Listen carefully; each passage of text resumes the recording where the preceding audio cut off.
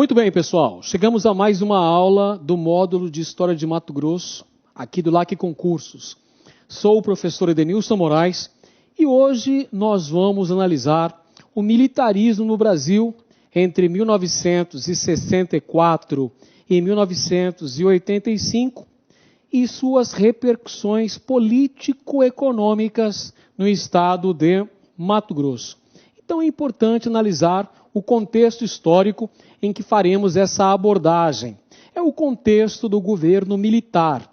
Começa em 1964 e se estende até final de 84, início de 85, quando acontece a eleição de Tancredo Neves no colégio eleitoral. São 21 anos. E claro que as ações empreendidas pelos 5 presidentes militares que se estendem ao longo desse período têm grandes repercussões políticas e também econômicas para o estado de Mato Grosso.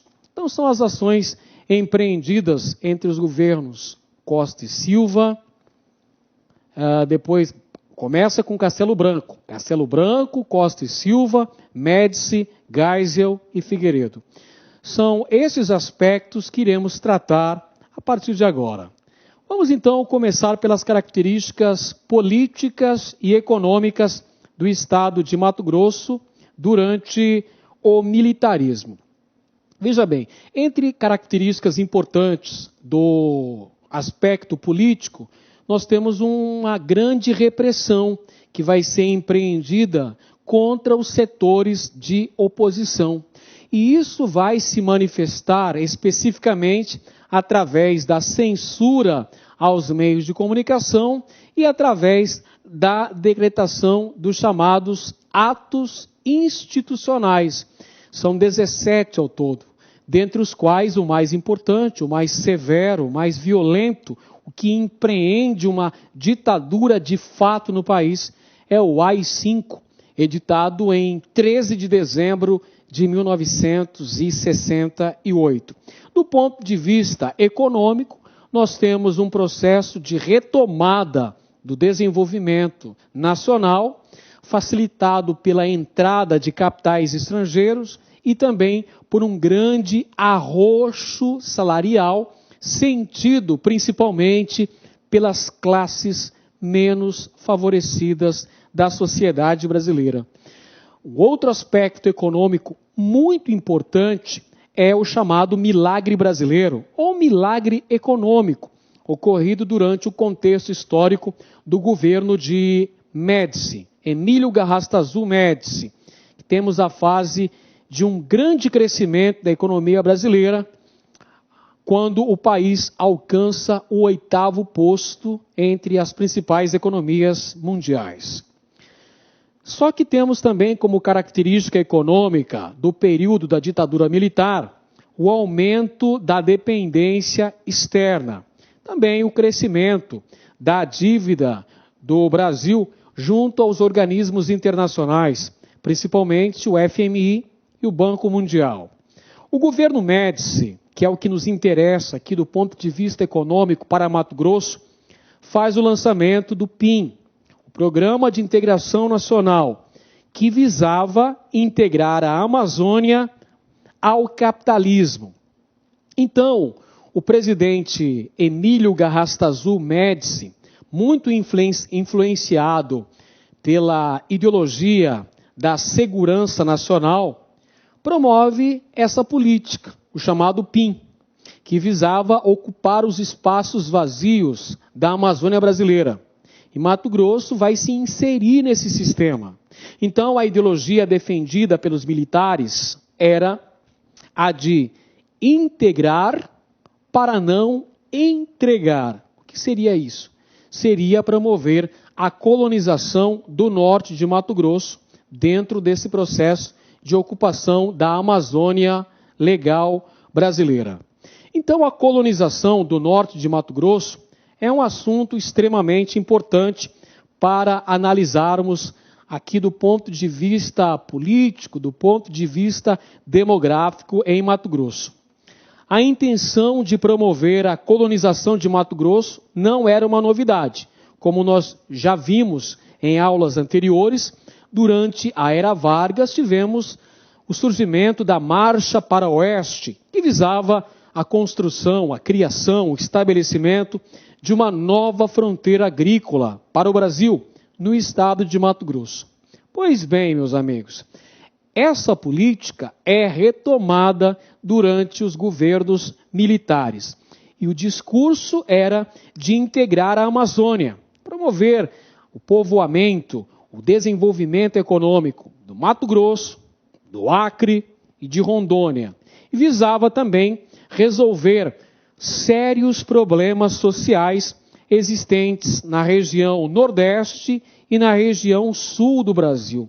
Conflitos ligados principalmente à questão agrária, a questão fundiária, uma questão latente na política nacional ao longo de todo o século XX. A questão de conflitos fundiários, a questão do não acesso à propriedade da terra por parte dos pequenos, por parte dos setores marginalizados da sociedade brasileira. Então aí nesse contexto, o governo vai lançar esse tal de Programa de Integração Nacional, o PIN, e Mato Grosso está inserido diretamente dentro dessa política de ocupação dos chamados espaços vazios. E um aspecto muito peculiar é que os governos militares vão se utilizar dos meios de comunicação para promover uma intensa campanha propagandística para promover, então, a ocupação desses locais do território mato-grossense. Essa propaganda era utilizada para a atração de colonos, com o objetivo de promover o desenvolvimento econômico da região norte de Mato Grosso. Nesse contexto histórico, o governo militar, a partir dos anos 70, a partir do governo Médici, temos uma parceria do poder público com a iniciativa privada. Então nós temos o capital estatal aliado ao capital privado, as colonizadoras particulares que vão adquirir imensas extensões de terra a preço muito barato e vão promover a colonização dessas áreas de Mato Grosso.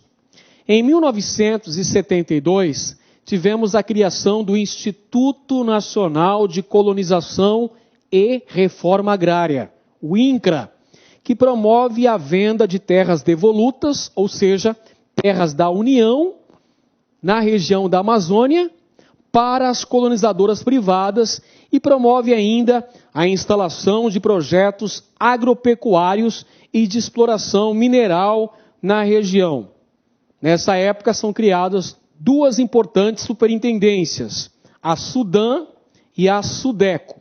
SUDAM, Superintendência do Desenvolvimento da Amazônia, e SUDECO, a Superintendência de Desenvolvimento da região Centro-Oeste.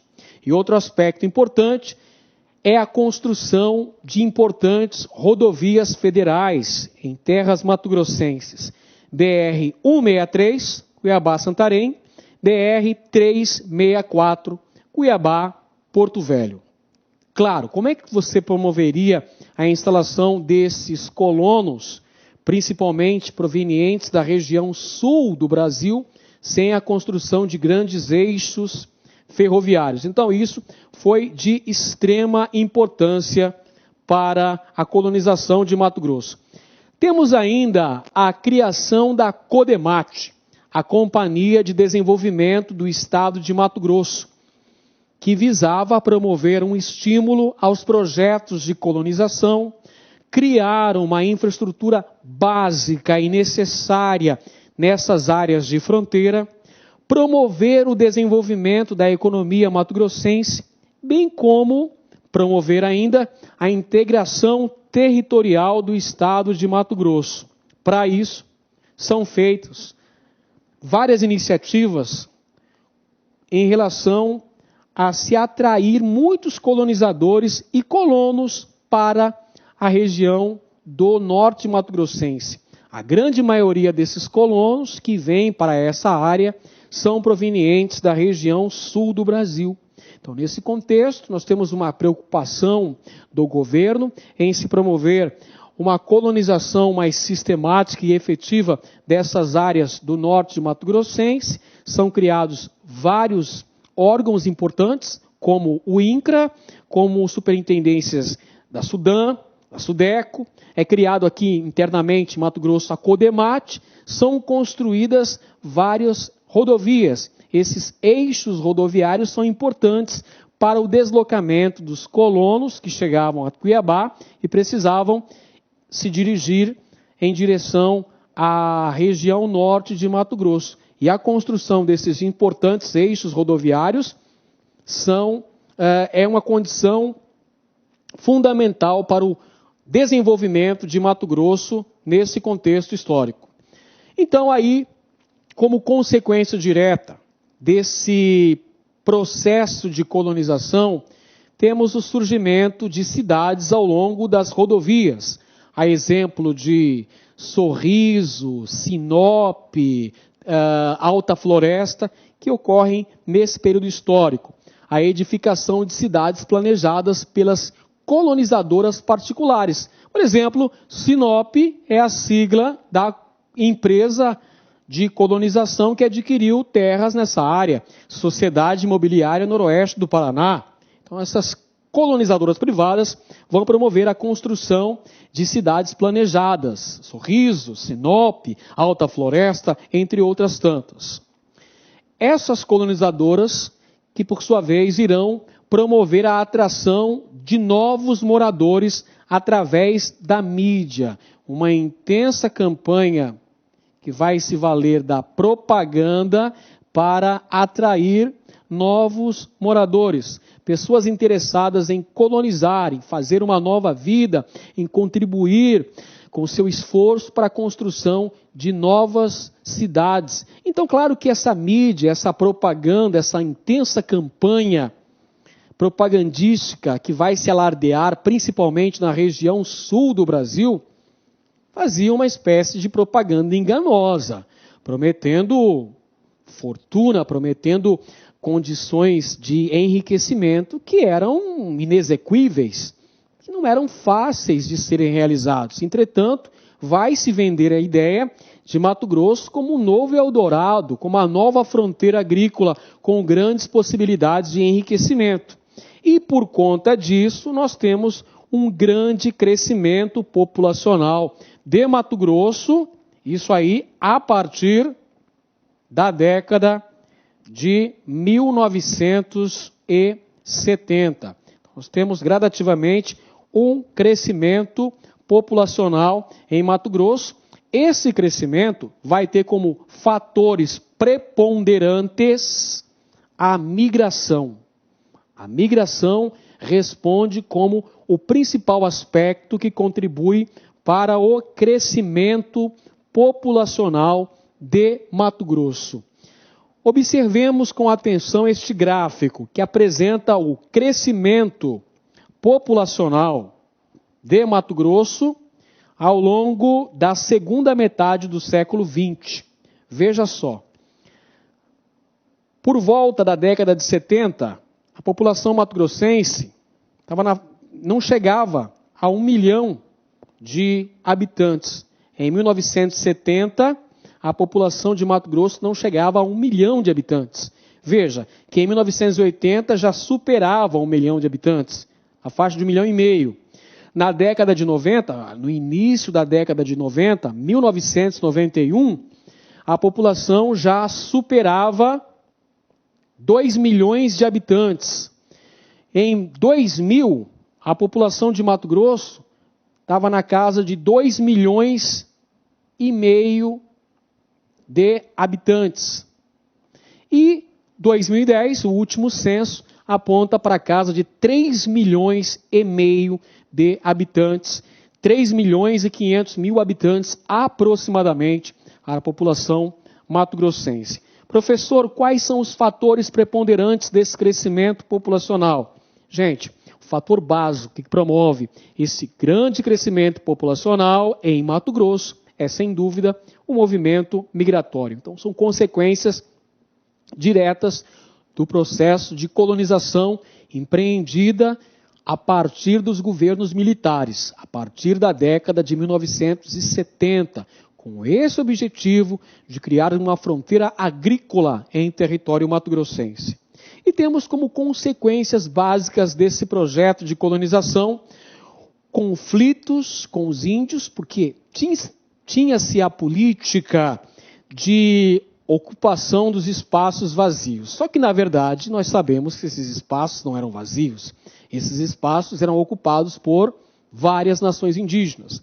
É claro que com o avanço da colonização, tivemos o estabelecimento do conflito entre as colonizadoras, com os colonos, e os grupos indígenas que habitavam essas regiões, essas cercanias próximas às áreas em que se estabeleceram esses núcleos de colonização. E, evidentemente, o lado que sai prejudicado nesse conflito, claro, é o lado dos povos indígenas.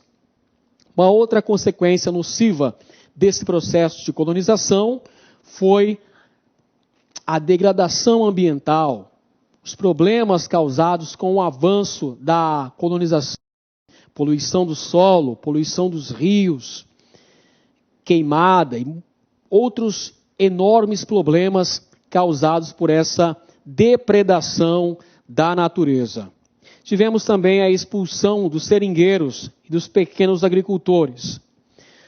Processo de concentração da terra, o surgimento dos latifúndios, ou seja, o predomínio da grande propriedade em detrimento da pequena e média propriedade, o que por sua vez acaba levando a uma série de conflitos sociais no campo, por conta dessa política fundiária que vai defender os interesses da grande propriedade. Temos também alterações no espaço urbano de Cuiabá. Cuiabá também é beneficiada por esse processo de colonização no norte de Mato Grosso. Cuiabá vai ter a sua população dinamizada e Cuiabá vai passar também por um processo de modernização de seu espaço urbano, o que, por sua vez, também acaba gerando um verdadeiro choque cultural, um encontro de culturas diferenciadas. A cultura da região da chamada Baixada Cuiabana com a cultura trazida pelos migrantes, sobretudo os sulistas. Esses migrantes chamados de paus rodados. Então, Cuiabá, ao longo da década de 70 e de 80, vai passar por uma modificação no seu espaço urbano, que vai se verticalizar gradativamente. Bom, em se tratando do aspecto político mato-grossense, durante o período dos governos militares, cabe ressaltar aqui alguns dos principais governadores de Mato Grosso durante o período, como, por exemplo, Pedro Pedrocian, que governou o estado entre 1966 e 1971. Ele criou o Instituto de Ciências e Letras de Cuiabá e o Instituto de Ciências Biológicas de Campo Grande, o que vai acabar contribuindo para a criação futura da Universidade Federal de Mato Grosso e da Universidade Federal de Mato Grosso do Sul. Cria também a Codemate, a Companhia do Desenvolvimento de Mato Grosso, para gerar uma infraestrutura necessária para a colonização do norte de Mato Grosso. Cria também a Universidade Federal de Mato Grosso, no ano de 1970, governo de Pedrocian. Outro governador importante é José Fontanilhas Flagelli, que governou Mato Grosso entre 1971 e 1975.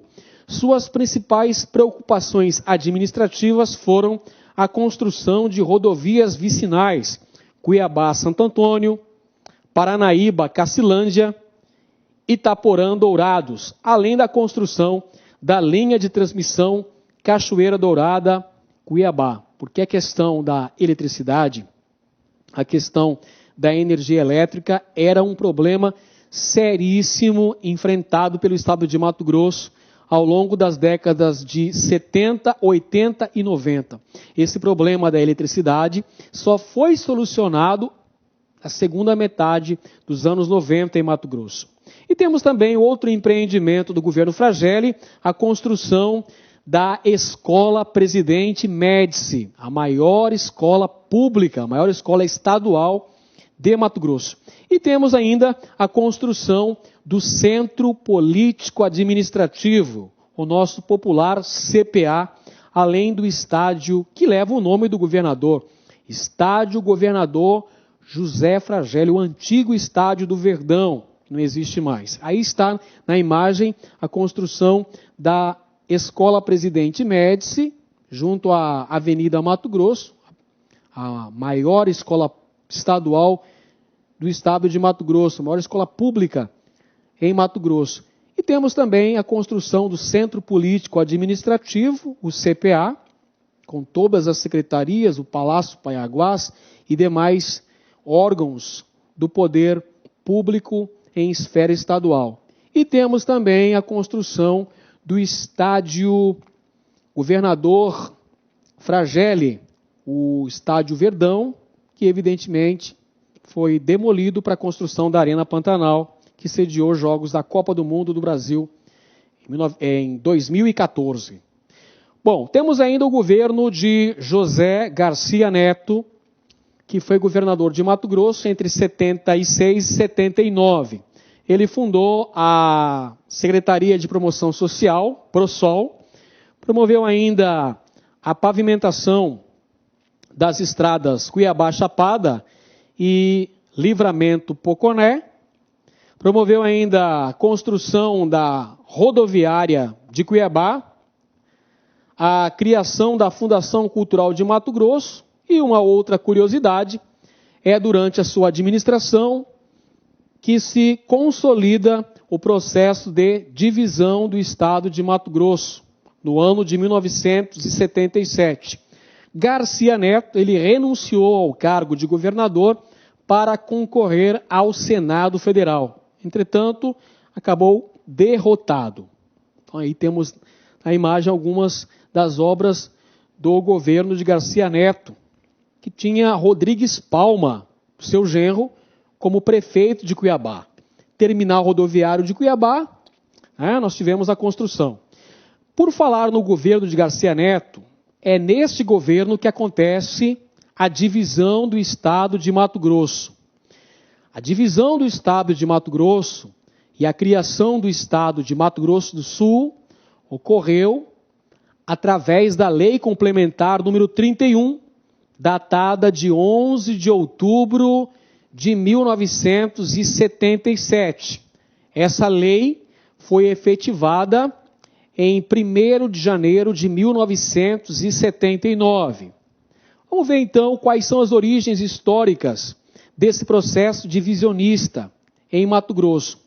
Veja só, esse processo de divisão do estado de Mato Grosso, ele é histórico, ele é secular. Ele remonta ao final do século XIX, quando surgem as primeiras ideias de divisão. Durante a Primeira República, temos também movimentos que visavam o divisionismo. Durante a Era Vargas, durante o contexto da Revolução Constitucionalista de 1932, também surge o Estado de Maracaju.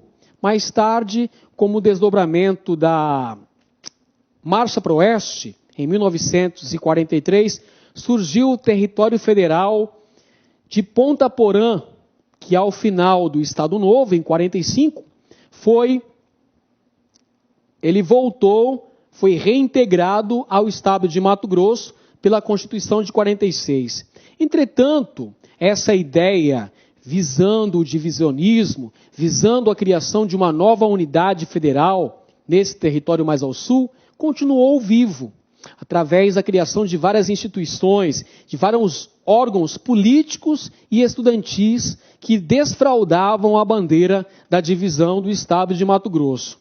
Afinal de contas, meus amigos, o Sul possuía ligações históricas com seus vizinhos, o Paraguai e os estados de São Paulo, Minas Gerais e Paraná.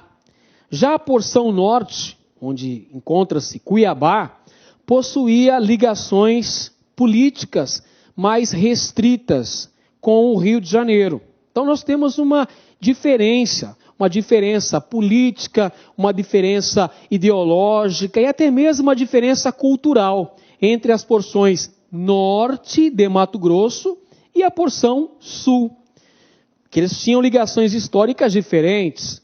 O sul, com uma cultura próxima do Paraguai, com uma cultura política muito próxima, principalmente do estado de São Paulo, e o norte já possuindo ligações mais afins com o Rio de Janeiro.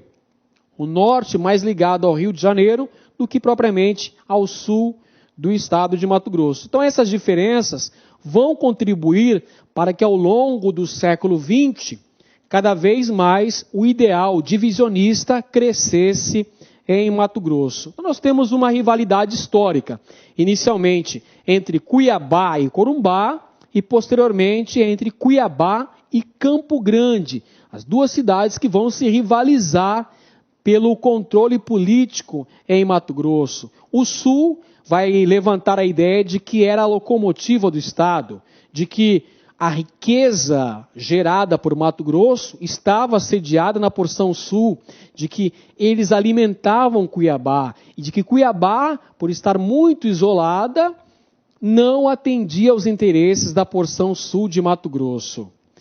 Essa consolidação do divisionismo vai ocorrer durante o governo do presidente Ernesto Geisel, ou seja, durante a ditadura militar. E conta com o apoio das lideranças políticas estabelecidas no sul de Mato Grosso. Claro que quem mais defendia o ideal da divisão do estado de Mato Grosso eram as lideranças políticas localizadas ao sul do estado, porque elas, evidentemente, sairiam-se vitoriosas, conseguiriam mais dividendos políticos. O governador de Mato Grosso, Garcia Neto, ele era refratário à ideia de divisão do estado, ele era contra a divisão do estado de Mato Grosso, mas acabou sendo uma voz não ouvida nesse processo, porque dentro da ótica da geopolítica militar, a divisão do estado de Mato Grosso garantiria a soberania nacional e promoveria um crescimento econômico das duas unidades que existiriam a partir de então, né? Manteria-se o Mato Grosso e surgiria-se uma nova unidade que seria o estado de Mato Grosso do Sul. Então é por isso que o presidente Ernesto Geisel assinou a Lei Complementar número 31 em 11 de outubro de 1977, promovendo então a divisão do estado de Mato Grosso e o surgimento de uma nova unidade federativa que passou a se denominar Mato Grosso do Sul. Vejam só, quando da divisão do estado de Mato Grosso, isso com a Lei Complementar número 31, Mato Grosso ficou com 38 municípios, ao passo que Mato Grosso do Sul ficou com 55 municípios. E qual o contexto que nós tivemos após a divisão do estado? Mato Grosso, então, com 38 municípios, isso em 77, Mato Grosso do Sul com 55 municípios. Tanto o Mato Grosso como o Mato Grosso do Sul não tinham ainda uma economia devidamente consolidada. Mato Grosso do Sul possuía destaque para a criação de gado na região do Pantanal, para a agricultura na região de Dourados, ao passo que Mato Grosso tinha destaque na mineração do ouro e diamante, na extração de madeira, na pecuária na região do Pantanal e na agricultura, que começava a se destacar na região norte de Mato Grosso. Então, o que vai acontecer após a divisão? Nós temos a intensificação de migrações sulistas em direção a Mato Grosso. Ao longo dos anos 70, ao longo também da década de 80 e 90, nós temos um contínuo processo de migração para a área norte de Mato Grosso. Não é à toa que ao longo da década de 70 surgem diversas cidades em Mato Grosso. E a preocupação básica dos governos mato-grossenses era a construção de obras de infraestrutura visando garantir a entrada e também a manutenção desses colonos, desses novos habitantes do território de Mato Grosso. Então, os governos que sucedem ao processo de divisão do estado de Mato Grosso vão construir estradas, vão garantir a produção de energia para estabelecer a infraestrutura básica necessária para a chegada e a instalação desses migrantes em Mato Grosso. E essa tarefa recai sobre os ombros dos governadores que sucedem o processo de divisão. A exemplo de Frederico Campos, que governou Mato Grosso entre 79 e 83.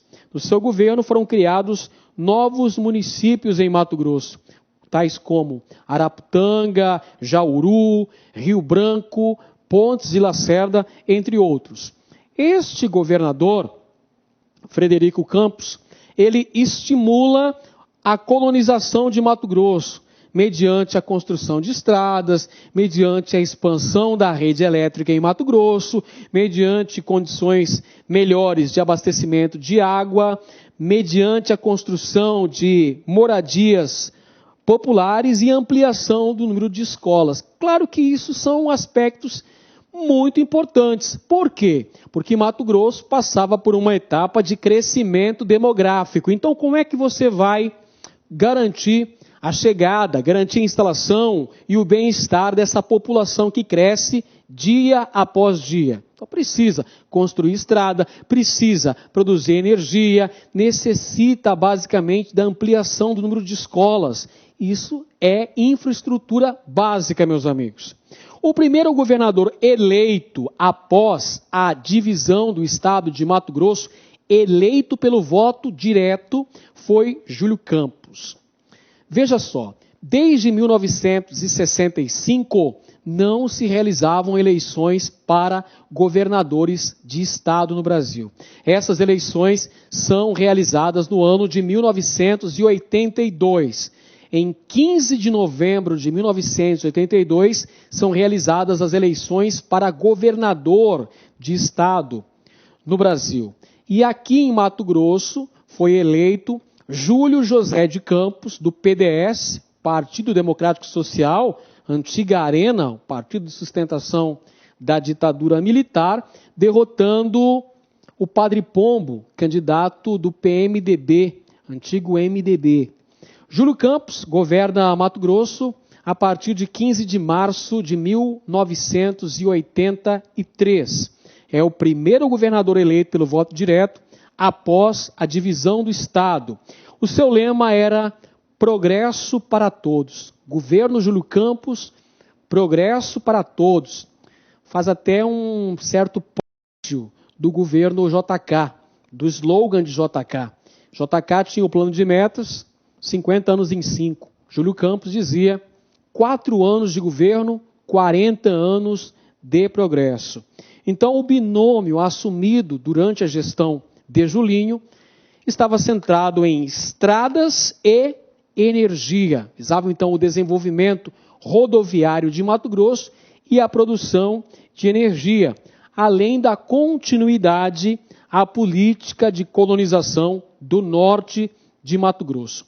Júlio Campos deixou o cargo de governador de Mato Grosso no ano de 1986 para concorrer ao cargo de deputado estadual. Foi eleito, tornou-se um dos deputados constituintes do Brasil. Foi substituído pelo vice Vilmar Pérez de Farias. Muito bem, meus amigos, então essas são as características básicas e fundamentais do estado de Mato Grosso durante o militarismo, durante a fase da ditadura militar. Cabe ainda um adendo, ressaltar que durante o governo militar nós tivemos a célebre campanha das diretas já, no ano de 1983-84. A campanha surgiu em 83, foi votada no início de 84 e derrotada no Congresso Nacional. Essa emenda levava o nome do deputado federal mato-grossense pelo PMDB, Dante de Oliveira, que posteriormente também foi prefeito de Cuiabá e governador de Mato Grosso. Então, um aspecto muito importante, durante a ditadura militar, surgiu a campanha das diretas já, proposta por um deputado federal mato-grossense, Dante de Oliveira. Então, era isso que tínhamos para hoje, espero que tenham gostado. Um grande abraço a todos, muita fé, continue estudando com dedicação, com antecedência, planejamento e foco aqui no LAC Concursos, e até a próxima.